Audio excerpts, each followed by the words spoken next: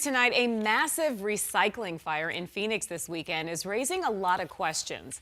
Firefighters have gained control of a huge fire that broke out at a Phoenix recycling plant. You may have seen some of the smoke there on Saturday afternoon as the fire burned southwest of downtown. It prompted the largest firefighter response in Phoenix history. But this is not the first massive recycling fire to erupt in that area. Will Pitts has a look at the dangerous trend. Will?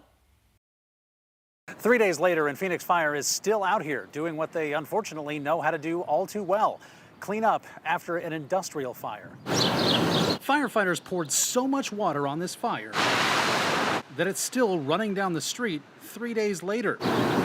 The Freedman Recycling Fire is just the latest in a long line of industrial fires that happen almost every year. In August of 2015, a fire at 32nd Avenue and Broadway, not too far from the Freedman Recycling Fire. A month later, this massive fire at 19th Avenue and Broadway. It was a recycling company, and these huge oil tanks caught fire. In 2016, another recycling fire at 35th Avenue and Broadway. A metal recycling yard caught fire. April 2018, a cardboard recycling plant at 15th Avenue in Jefferson, a two-alarm fire that sent a huge cloud of smoke into the air. In May of 2019, a huge recycling plant fire at 44th Street and Winslow. This one was bad enough that the building's roof collapsed, and 100 firefighters responded.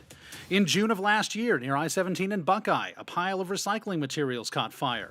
And as recently as April, when a recycling yard at 30th Street and Madison caught fire. These fires take a long time to be fully out. This weekend's was no exception. It's going to burn for a while. I can tell you that these firefighters are going to be out here throughout the night putting out all remaining hot spots. And Freedman Recycling has a history of fires at their facilities. This same recycling yard burned in 2011, and firefighters said it had burned multiple times before that. We have thousands and thousands of pounds of bundled cardboard and paper. A Freedman facility burned in Tucson in 2009, and there have been other fires in El Paso and Albuquerque.